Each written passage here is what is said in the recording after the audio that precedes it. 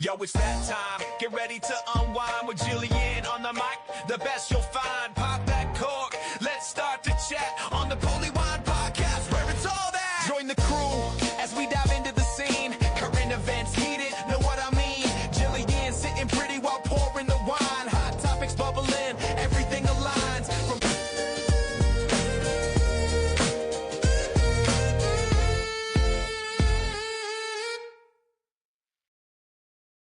Hello, everyone, and thank you for joining us today on Polywine, where we like to take a deep dive into stories pulled from the media and have a fun time while breaking it down.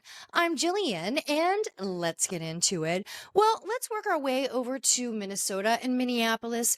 Our hearts are with you again. Let's just say tensions are escalating, emotions are high, protests are breaking out all over the city of Minneapolis. And this is following the event that happened yesterday in Minneapolis, where an ICE agent shot and killed a 37-year-old female U.S. citizen, Renee Good, mother of 3, in her car leaving the scene.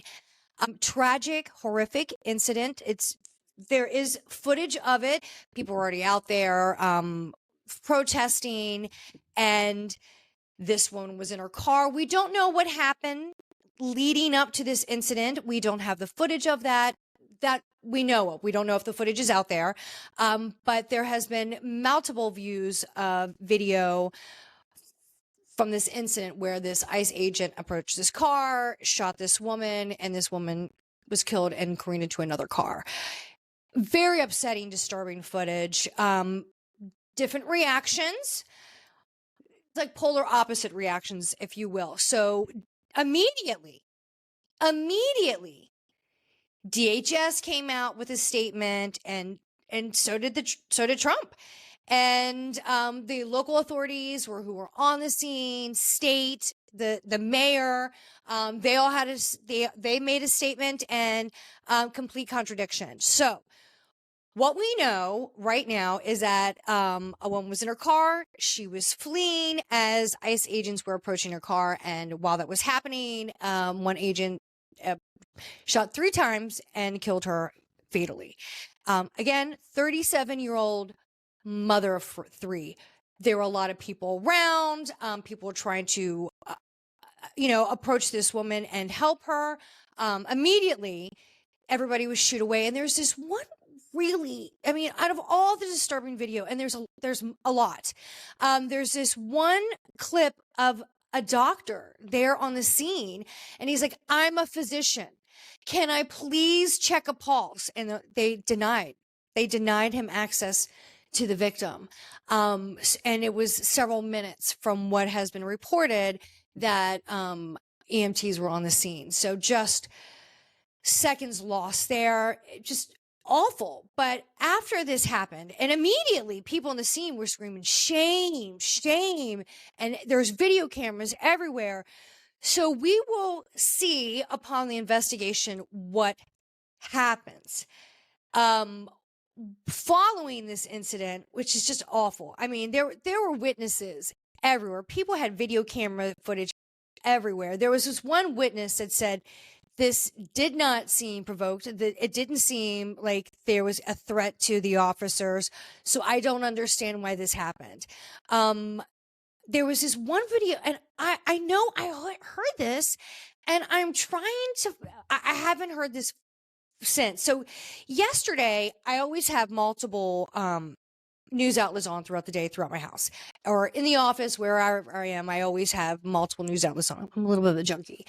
And this was unfolding, and I heard this journalist in the news, and there was these crowds getting excited and shouting, and then I heard very loudly next to this poor journalist who's got her little wireless microphone on, and I hear this guy, "You're an effing liar," screaming at the cops, screaming at the agents. Local law enforcement are just kind of arriving on the scene to contain what's going on. Things are getting a little out of control. What a situation for the local law enforcement to have to show up to this event just I can't even imagine to show up to this type of chaos when tensions are so high. So they show up and they're trying to control the scene, and it's people are shouting and yelling, and things are getting very tense. And this poor journalist out there is just trying to, report everything as in live time and play by play, and she's kind of getting shuffled around, and people are getting really excited and emotional, and you see crowds kind of moving towards authorities, and authorities are pushing back, and very, very tense scene. And you just see everybody screaming and screaming. And then I see this one guy who's protesting in his own way, in his own form of peaceful protest, who's just standing behind the journalist with a rainbow flag, just like flipping that thing. And it's like, just for a very long time. So tense, and everybody's trying to figure out, and and everybody who was on the scene and building just screaming, "You're a liar, you're lying, you're telling a lie, you killed this woman, you murdered her." And people are just yelling at law enforcement, "This is not true." And while this is happening, while all this is happening in live time, and I'm watching it, Kristi Noem of DHS is, I don't know what location she's in, and gets up and makes a statement that there was an incident in Minneapolis. Shots were fired. A woman was killed, and the agent was in fear of his life. He was defending himself, and he reacted. And as a result, a woman died. And it was an act of domestic terrorism, is what she said. Okay. Now, this is even before local officials can get on. So local officials get on. The mayor gets on with the police chief. And he's saying, "Look, I have already had time to review these videos. And let me tell you, the federal authorities are putting a narrative out there that the agent was in fear of his life. He was defending himself and other agents. Therefore, he fired." And this woman used her, she weaponized her vehicle. She was using it as a weapon, and she was going to ram the agent. So therefore, he reacted. Local authorities, both the mayor and I believe the police chief, and also the Governor Walz, came out and said, "What we've seen the video." And even Walz was like, "I was with a family member who was watching this video, and it was very difficult, and it was hard to watch. And this woman was not a threat to anyone. She was trying to leave the scene, and she was shot at point blank range, once right in the front and two right at her." The local authorities were saying, "This is not what happened. This is in contradiction. This woman was not a threat. She was not using her vehicle as a weapon. She was trying to leave the scene. And as she was leaving, she was shot and killed. And there needs to be an immediate investigation.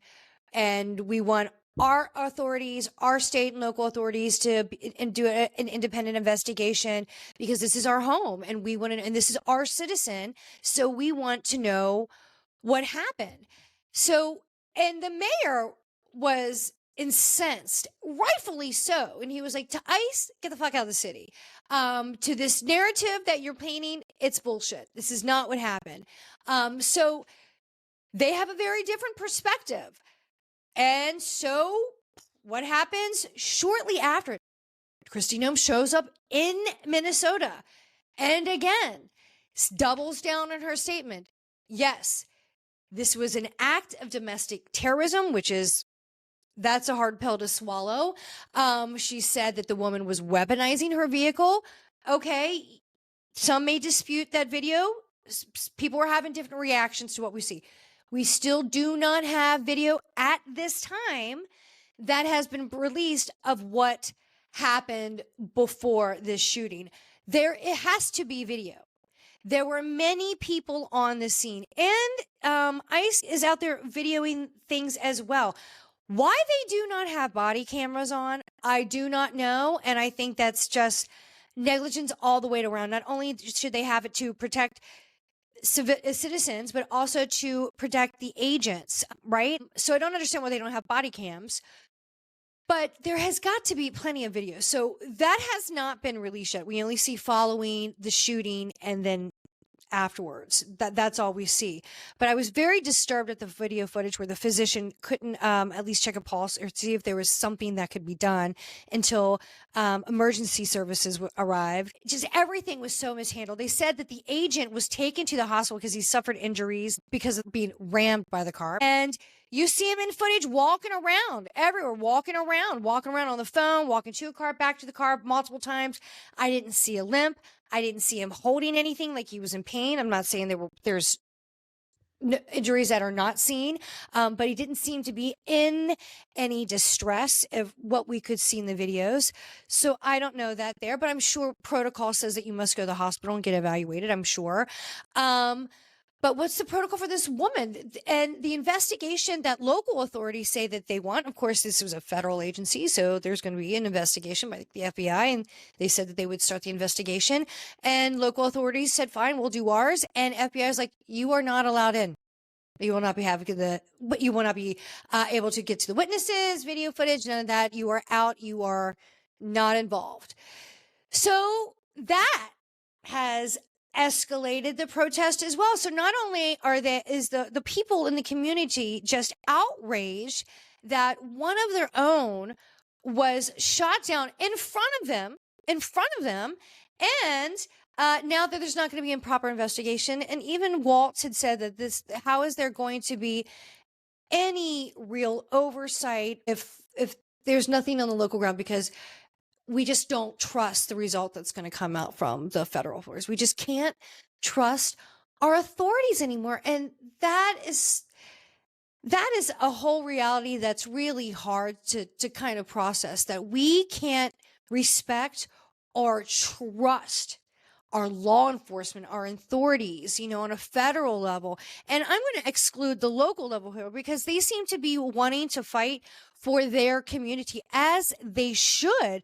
This is their home. Kristi Noem, who spoke again today in Minneapolis and was speaking in front of local police officers, who, by the way, one looked extremely uncomfortable up there. Two just looked numb. They just were motionless. They all looked very uncomfortable. But the one guy was just like kind of shifting around, like his weight, uncomfortable, just eyes moving. Like you could tell he did not want to be there. Like this is not fair to them, and they have very little choice. And they see the video that has come out. It is, I just don't see how you could put out that narrative. Okay, I can understand how things are in question. I can see how people may have different perspectives. That's all I'm saying. I have my own opinion, but I do not understand how you can put out this narrative immediately before there's been an investigation, before you can even interview witnesses, collect all the videos. And there's been a fair amount of videos that have come out from this incident. All of it looks bad. And I was going to say earlier, I know there's this one video footage of this one video where you hear someone say, "Oh my God, were you in the car?" As somebody who was getting out of the car with the woman that was shot. And she's like, "I'm the wife, and we have a 6-year-old at school." I haven't heard that again, but I know I heard that yesterday. And then you heard a witness that was interviewed on the news, kind of confirmed that. And it's just a mess. So we're getting a little bit of information that's coming out of why was this woman there? What put her there? Was she part of the protest? Because part of this story that Kristi Noem said is that she was part of this protest that had been following the agents around for a while, and they were blocking part of their procedure, and this was a problem. So her side of people around her was like, no, she had just dropped off her kid at school and she was coming back. So if we find out that this poor woman was at the wrong place at the wrong time, was leaving school, ended up getting stuck in traffic, didn't know where she was going, can you imagine? And who knows what this woman thought when this agent came up to her quickly, right away, with a gun drawn. I mean, you can't imagine what was going through this woman's mind. She was scared, wanted to get out, but she panicked. Who knows? I have no idea. Who knows what happened? But this is why we need a proper investigation. And this is why the local authorities, the mayor, the police, and the governor is completely incensed that there is not going to be an investigation on their end that's allowed. So it is awful. So we have this happening in Minnesota, and we've had the protest, and rightfully so. Protest, please be peaceful. We don't want anything else to happen. We had Venezuela this past weekend. Nobody still really knows what's going on there. The U.S. went in. They had a strong military action, basically removed the sitting president of a country that they said it wasn't a legitimate president, but authority of a country, removed him, brought him here to the U.S. and his wife. So there's that. Okay. And then said, we're going to take over Venezuela and we're going to take the oil. We're going to make the profits from it. We'll give it to us. We'll give it to the Venezuelan people. And that's how it's going to be. That's basically what happened Saturday. And then on Monday, Maduro and his wife appeared in court, presented their pleas in front of the judge. Both put in a plea of not guilty. And the judge gave them a court date. So that's where we are with Maduro. But we still have no plan, really, that Congress or the American people or the Venezuelan people know about. So what is the plan? Don't really know. So Marco Rubio spoke to Congress and laid out his plan. And then Trump followed that up saying, we're not really going to help with transition. We're going to take over. And we don't know for how long. It could be for a little time or indefinitely. We don't really know. We don't have a time frame and we don't really have a plan, but we're going to take it over. We're running it. That's what he said. So that's not a comfortable position to be in. So we really know about that. And then we also find out that we've seized a few tankers, one that had a Russian flag attached to it. And I don't want to play a game of chicken there. Don't like that. And here's one question I have when we're talking about all this oil. And you want to take these oil tankers and you want to refine the oil. You want to start the production up and you want to make money off of it. So we found out in one of the press conferences that Trump said right before they went in, he contacted some of the oil companies. Well, hold on. So I have a question. As somebody who is not a financial and marketing expert, if you're going to tip off big oil corporations that will definitely profit from this move, before you even inform Congress, who you should have sought authority from to make any military action of this magnitude, then is that insider trading? Because on Monday, the stock markets jumped up. Okay? So yes, that happened after the fact, but they also knew beforehand. Okay? And things were still pretty unclear and still are pretty unclear on what's happening at this point. So is that insider trading? Because it feels like Martha Stewart went to jail for a lot less. I'm just saying, there seems like there's so many things wrong. It seems that there's so many violations of law and like proper procedures here. I would love for a constitutional law professor or anybody to please contact me. I have so many questions here because it seems like there are just so many violations. And it just feels like you can no longer have trust in our executive branch, our judicial system, authorities. It's a sad day. And it's unfortunate when we can no longer say that no one is above the law, because it clearly seems like there are a few that are above the law and can get away with anything. And Supreme Court, you help create this beast. So what is it going to take for you to stop it? That's my other question. It just seems like what can you do to stop this madness? And today there was a vote in the Senate to limit Trump's powers and with some future strikes in Venezuela. So we'll see what turns out there. But there was a vote happening today on the floor of the Senate to kind of limit some of the powers moving forward. So, people are starting, and I do know that there were some on the Republican Party that were dissenting and probably going to vote more with the Democratic side. So I don't know what to happen. There's no plan. It just seems like this is chaos. And even though these military actions are well planned, that just seems like they are just called on at the drop of a hat, and we don't know why. There's no rhyme or reason, really.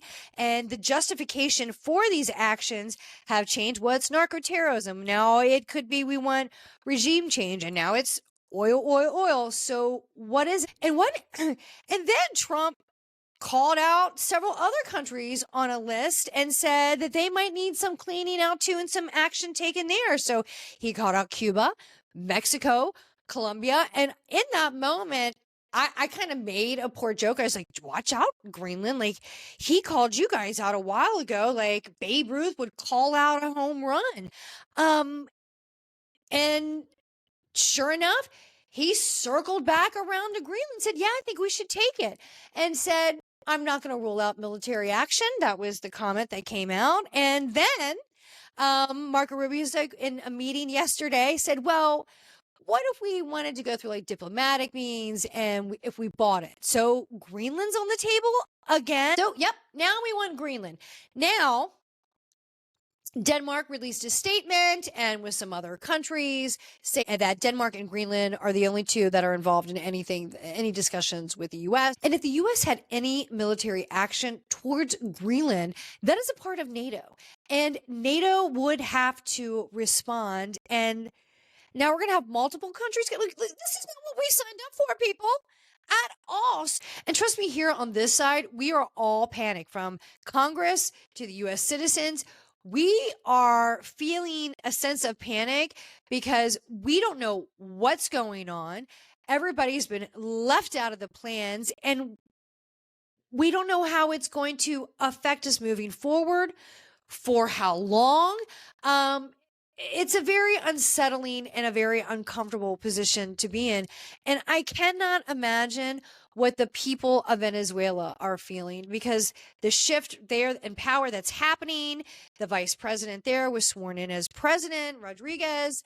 Yeah, I can't imagine what they're feeling. So what's happening internationally, domestically, feels very chaotic and dysfunctional.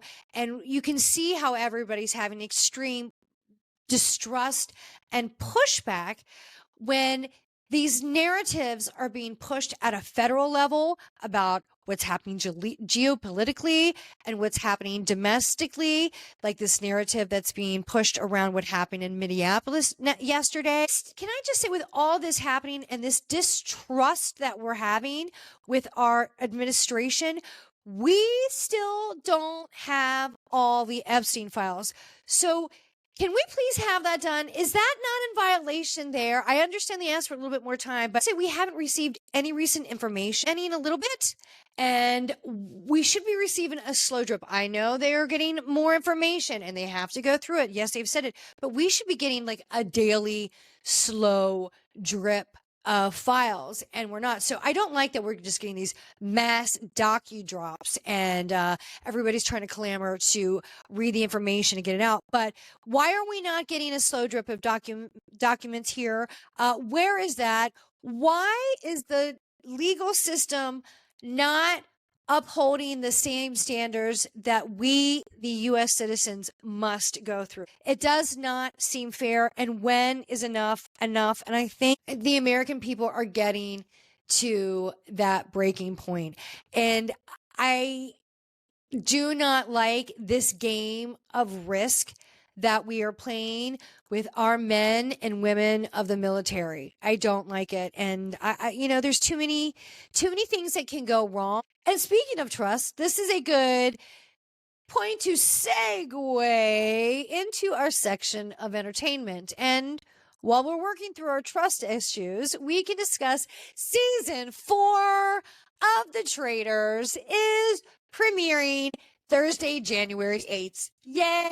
I am thrilled. I have been waiting for it. I cannot wait to see the full cast. We've seen trailers dropped here and there, and it looks like it's going to be a very good cast. We always love our housewife ladies that are on there. Always amazing. Alan Cummings, I cannot wait to see your wardrobe and the catty shit that you say on the show. I love it so much. And are you going to have your dog? I love your dog. He's my favorite sidekick ever. But I am thrilled. Traitors season 4, watch it on Thursday nights and catch it on Peacock. I love it so much. I think that is such a great game of deceit. Who is the traitor? Who is lying to your face the whole time? They're so good. And like every season, is a housewife going to call out the traitor right away and then they get eliminated right away? Because remember, it was Brandy in season 1? Was it Tamra season 2? And who was it? There was another housewife called it out right away. Yeah, they know that game, and usually they're eliminated really fast. So who's going to get eliminated? The first to be eliminated, and who's going to go all the way? And what are the outfits going to look like? I love it. So let's bring it. Thrilled. Go watch The Traitors on Peacock. So that leads me over to Bravo, and I must talk about The Real Housewives of Salt Lake City season 6 finale. Okay, probably one of the best finales I have seen in a very long time. Yes, you might be think that might be hard to top a couple seasons ago with the Salt Lake City and finale and then reunion. This was up there. And might I tell you, they kind of checked all the boxes for a finale. They had the cast trip. It was a cast dinner. Not only any dinner, it was a theater dinner. Oh, yes. Stella wrote a play for them and a Greek tragedy to roll in the whole Greek theme for Angie K. Loved every second of it. Stella, you deserve a Tony, whatever. You deserve an award. That was amazing. Amazing. Boy, she didn't hit the nail on the head. And shady Stella, the writer. When everyone's like, I'm so excited to see Stella, because Stella was a writer who sat down with all the ladies on this trip and kind of got a little story of themselves, of each lady on the cast, and what they thought about the other ladies on the cast. And then she developed a character of that. And she made a play called The Sisters of Salt. 8 sisters of the same house. By the way, to the girl who narrated that play, amazing. She was so good. Dramatic. So clear, but just kept you hanging on every word. Long sounds, the sisters of salt. I loved it. I was hanging on every word. And Shade and Heather, what is happening with you? Heather, I've just said this already. I think this should be Heather's last season. Heather, I don't know what happened. Your first 2 seasons, everybody loved you. You were like our sister. And then, I don't know, did the Ozempic get to you? What happened? You turned mean. It seems somewhat bullyish. The characters in this play that Stella wrote was basically projecting the women's worst side and putting it out there so they could reflect and maybe make a change. And Bronwyn definitely took that to heart. She was crying. She was like, I was mortified by what I saw. And she's like, and the fact that I know that that's what you think of me was hurtful. And maybe I am a shitty person and I do distrustful things because I have trust issues. And I'll have to take that and work on that and grow from that. So that's what she said. And then we get to the other ladies, and Lisa's like, they said I'm self-absorbed, and Heather was saying her thing. Heather, you were just getting sloshed this whole time. And I am not judging. You were on a trip. You are in Santorini with a gorgeous backdrop. Drink away. You enjoy. Brittany's back there throwing it back too. No judgment. I don't care. You were on a trip and you are around these women. Do what you need to do to get through it. That's what I say. Drink away, put a straw in the bottle, whatever you have to. But we are clearly drinking because we can see you going through multiple cups there. And then when everybody's kind of going through their, their thoughts of the play and they're giving feedback on what they thought. And Meredith's breaking down. She was like, I know you guys have said a lot of stuff about me and I have a hard time speaking my mind and speaking my truth. And I hold a lot in because I'm very sensitive. And she's telling this. And Heather drunkenly looks over and is like, well, what did she say? Something to the fact where you have some serious power moves that even shock me. And everyone was like, where's this coming from? Like, I thought we were having a decent moment. And here comes Heather with the strike and jab and starts stirring up shit again. And then Meredith gets up and she storms off. She's like, I'm going to go to the bathroom. I need a minute. So where she leaves, Mary just turns around. It was like, what the fuck are we doing here? She's like, what are we all doing here if we don't like each other? Like, what are we doing? She's like, Lisa, you are self-absorbed. This. And she's like, and we all need to tell Meredith what we think. And right there, Meredith comes storming back in that moment from the ladies' room. And she goes to say something. And Mary interrupts her. And she said, look, Meredith, if you want to know what we were talking about, because that was a whole other fight from the day before, is because Bronwyn said that Meredith wanted to know what everybody said at that lunch. Whitney, Mary, and Bronwyn that they had the day before. And Bronwyn made a thing out of it. So Mary said, look, if you want to know what we all said at that lunch, we are concerned. You're acting differently. Something's off. We're very concerned. I'm concerned. They see it. They feel it. I see it. I feel it. We're worried about you. And there's a conversation. And then Heather just starts going in and going in and going in. And Meredith storms off and leaves. She's like, I'm done. I'm getting an Uber. I don't know what more you want from me. And I'm out. And then Heather, drunken Heather, goes and starts trying to, what are you walking away? Then get it. And then she walks over and tries to comfort her. Are you seriously walking away? And Meredith's like, I'm leaving. I am done with this. I am over these accusations. This is BS. And she starts going to her spiel because she's like, you guys have made an entire season of this bullshit with me and I'm over it. It's lies and I'm over it. And Lisa's staunchly defending her friend. And go, Lisa. Go, Lisa. Lisa is all for her, ride or die. And go, Lisa. I appreciate that. I've always, even when people give Lisa a hard time, I always like Team Lisa. And I was pissed. Mary, as we all know about the TLC documentary that came out, The Cult or The Real Housewives, whoa, so good. She was trying to be there for Meredith, but also say, I'm concerned. I've got stuff going on in my world with my son, and I didn't recognize it then. I recognize it now. I see some things here, and I'm worried. So all of this is happening, and they're leaving, and this is how they leave this trip from Greece. They all end up in a mess, and then you have the music starts kicking in where they kind of give the little summary of what happens to each person as the trip's over and what has happened following the season. And they have this intense Greek tragic with the cello and the violin background, the string orchestra in the background, giving this very dramatic ending. And I was so pissed off at Heather at this. You know what? There's a different way you can handle it. And even Mary said, then tell her. She's like, well, we love her. How are we going to tell her? She's just tell her. Stop going behind her back and creating this shit. So I appreciate that. And Heather, Heather, your crying is played out when you create this drama.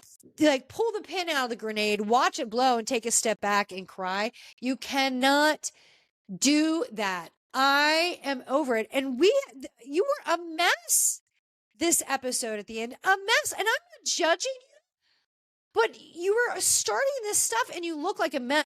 And I just want to make this one comment, because after I watched this the next day, I was online just kind of reading some comments about the season finale. I think I want to say it was reality TV, but they were discussing, I'm not 100%, but I want to say it was them. But they were discussing an Instagram post that Monica Garcia, remember Monica Garcia was at season 4, where they had all the issues, was that she was starting all that stuff, with the viral stuff. She had did an Instagram post, and she said that she was like, I wouldn't worry about Meredith. Meredith was never the problem on the cast trip. You should ask to see the footage from this one cast trip where the entire cast was asked to stay in their room while another cast member was intoxicated and had to be taken to the hospital to get their stomach pumped. So, of course, everybody on the internet was trying to figure it out, and they were saying that wasn't that the season. This is what the feedback was coming out on the internet. They're like, hold on, wasn't that in season 4 where Heather got really shit-faced off the espresso martinis, was puking in the van? Was that the incident? Was that the night? So that's what they were saying. I don't know. But that's what they were kind of suggesting. And maybe it was, but I was like, oh, like you guys were locked in your room basically. So she was rushed to the hospital to get her stomach pumped. Like, yeah, that's bad. That is bad. But I hope, is that going to come? That better come out. That had better come out, because that's the type of information we want. And come up at the reunion. Like, there had to be some like NDA signed on that one. But I was like, oh, still throwing shade. Far removed from the show. You gotta like that, Monica.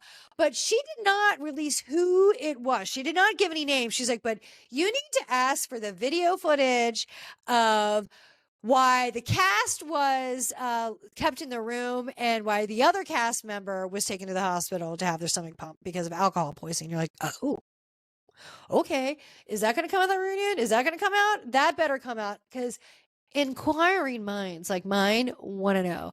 That is for sure. And what are they going to say about the TLC documentary, The Cult and the Real Housewives? That's got to come up in the reunion. So we've got a few trailers of what is going to come up on the reunion. And it looks, I got to say, it looks delicious. So get ready for a 3-part reunion from Salt Lake City. Get ready to find out what's going on Beverly Hills. Get ready for the traitors. And I will get ready to catch up with all the action and all the new shows on the next episode. So that is it for us today. Thank you so much for joining us on Polywine. Please follow us on Instagram at PollyWineTime. Please listen to Polywine wherever you get your podcast. Thank you so much. Have a great day. We'll see you soon. Bye.